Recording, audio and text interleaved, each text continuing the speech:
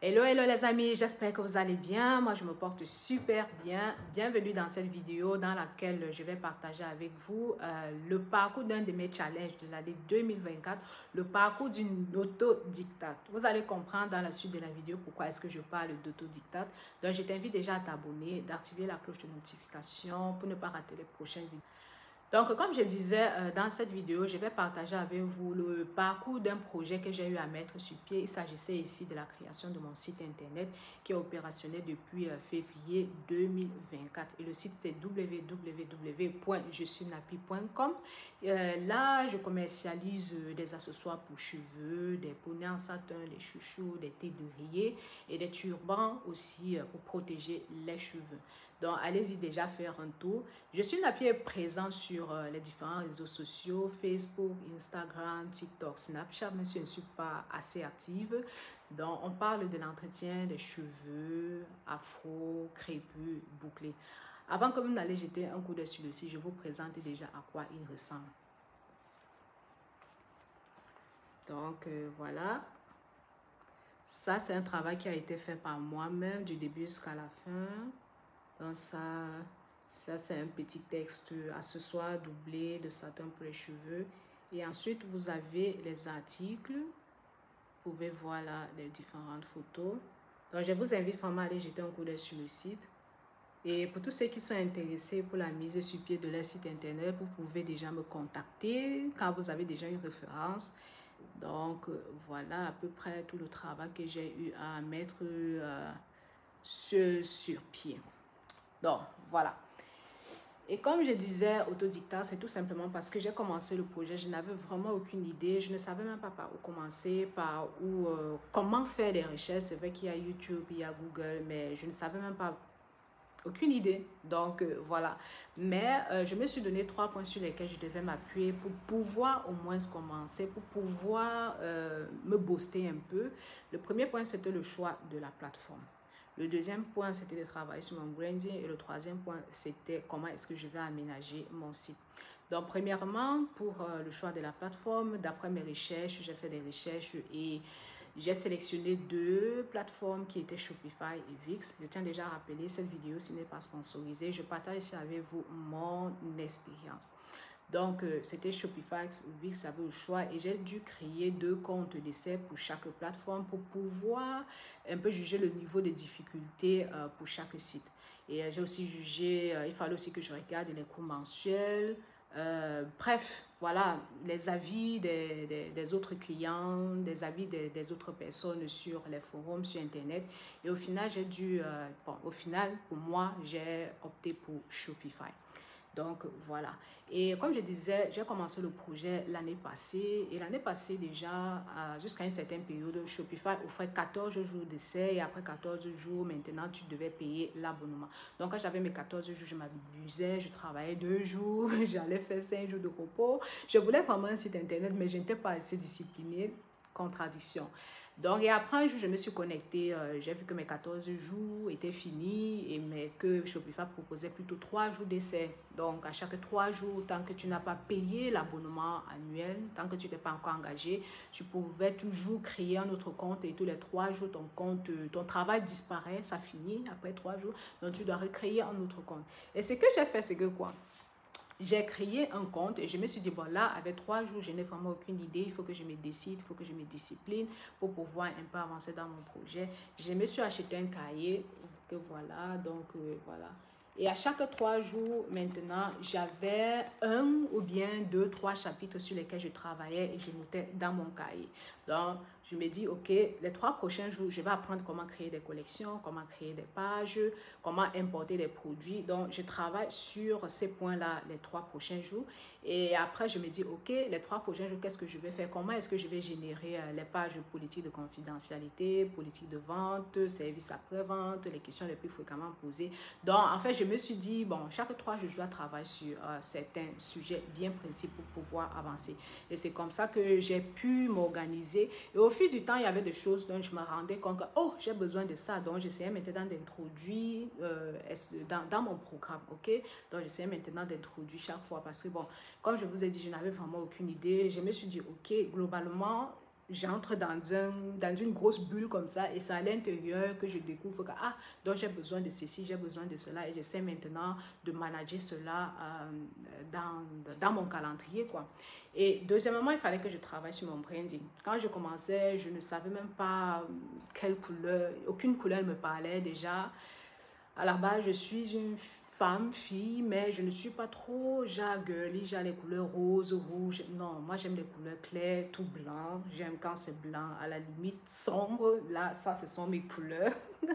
Donc, comme vous avez vu sur le site, c'est pas blanc, c'est beige, et pas noir aussi. Donc, une couleur qui tend vers le noir et une couleur qui tend vers le blanc. Donc là, ce sont mes couleurs. Donc, pour le branding, il me fallait trouver les couleurs, travailler sur le logo. Le logo, je l'ai fait vraiment simple. Vous allez le voir sur le site. C'est bien sur mes différentes pages aussi. J'ai fait mon logo sur Canva, version gratuite. Vous n'avez pas vraiment... Vous n'avez pas besoin de trop faire, à part si vous voulez vraiment faire genre professionnel, vous pouvez payer quelqu'un pour le faire.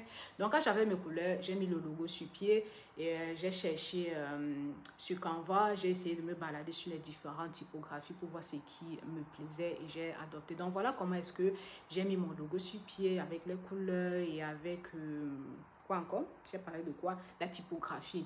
Donc, voilà ce dont j'avais besoin côté typographie. C'est vrai qu'il y a encore pas mal de choses, mais ça, c'est ce que je peux partager. Bref, sinon la vidéo sera trop longue. Donc, voilà un peu ça. Et le troisième point maintenant, c'était comment est-ce que je vais aménager mon site. C'est-à-dire, comment est-ce que je vais vouloir faire les photos, hein, parce que le site, quand on le fait, quand il est fini, c'est comme une maison qui est vide. Il y a la peinture, certes, il y a la peinture, il faut maintenant meubler. Donc, je me disais... Il fallait maintenant qu'est-ce que je réfléchis. Vu que je vends des accessoires pour cheveux, est-ce que je vais porter, les filmer sur moi? Est-ce que je vais filmer sur un fond blanc? Comment est-ce que je veux que les photos se représentent? Est-ce que je veux les bouts carrés? Est-ce que je veux les bouts des photos arrondis? Donc, il y avait tout cela et moi, je suis vraiment en ce qui concerne la photographie, je suis très exigeante. Donc, j'ai eu à lire le guide de photographie qui est proposé sur le site de Shopify pour pouvoir avoir une idée parce qu'il faut savoir le nombre de mégapixels qui est autorisé. Et là aussi, il donne des recommandations, il propose aussi des sites pour travailler sur les photos. Donc, il te propose plusieurs sites.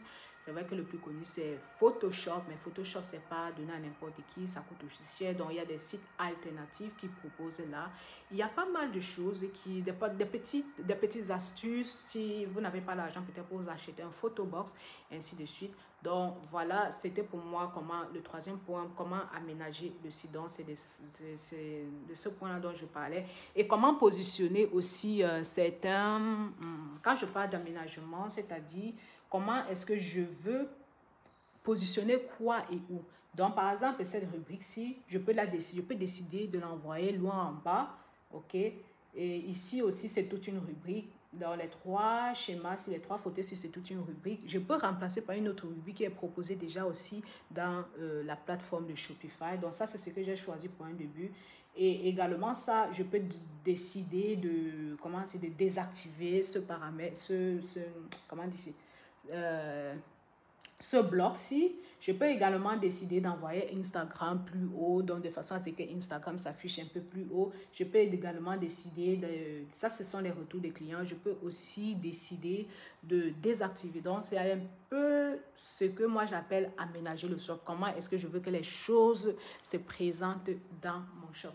Donc, si vous êtes intéressé pour savoir un peu plus comment est-ce que j'ai pu, comment dirais-je, de façon détaillée, voilà, excusez-moi quand je veux parler, c'est l'allemand qui veut sortir. Si vous voulez savoir un peu plus de façon détaillée comment est-ce que j'ai mis mon site sur pied, n'hésitez pas à me laisser bref, des mots en commentaire. On pourra ensemble créer un shop d'essai. Bon, quand je parle d'un shop d'essai, ça ne veut pas dire qu'il y a un shop essai et un shop vraiment qui est shop. Quand je parle d'un shop d'essai, c'est mon vocabulaire. Moi, juste pour dire que je crée pour faire un essai. Donc, je pourrais vous montrer comment est-ce qu'on crée un shop, comment est-ce qu'on choisit des thèmes. Et je me dis, pour un business que tu vas lancer, dépendamment du produit que tu veux mettre sur pied, il y a certains designs qui sont quand même appropriés, d'après moi. Mais ça, c'était un des templates gratuits. Ils ont quelques templates qui sont gratuits, super cool, super jolis. Donc, voilà, et j'ai appris pas mal de choses. Et si vous êtes intéressé, laissez-moi un commentaire. Je pourrais faire des vidéos un peu plus détaillées et vous montrer également, parce que moi, j'ai appris ça avec les vidéos YouTube et j'ai aussi appris avec l'assistance Shopify. C'est vrai qu'au départ, la bêtise que j'avais faite, c'est que je ne savais même pas comment contacter l'assistance Shopify. Donc, j'ai d'abord bien galéré. Je dis très bien galéré avant de tomber sur un lien assistance Shopify. Et depuis que... Et quand quand je suis tombée sur un lien, là, ma vie était vraiment facile parce qu'il suffisait simplement, je travaille, je suis bloquée, je fais le screenshot, je les envoie et ils répondent. Et l'une des choses qui avait fait que en fait, comme on dit, c'est toujours bien de faire sa propre expérience parce qu'il y a l'une des choses qui aurait pu me freiner sur le choix de Shopify, c'est qu'il y avait tellement de commentaires qui disaient non, l'assistance n'est pas aussi, ne réagit pas vite, l'assistance en français, c'est pas trop ça et tout. Et je me disais que bon, voilà, même si mon anglais n'est pas si mal que ça, je ne pense pas que je vais pouvoir m'en sortir avec une assistance en anglais. Donc, dans toute chose, faites votre expérience. Quand vous lisez les commentaires, des avis, allez, faites votre propre expérience. Et je vous assure vraiment que j'ai été assez satisfait de leur assistance. Ça dit maxi 24, mais dans les prochaines 1-2 heures, j'avais déjà des réponses.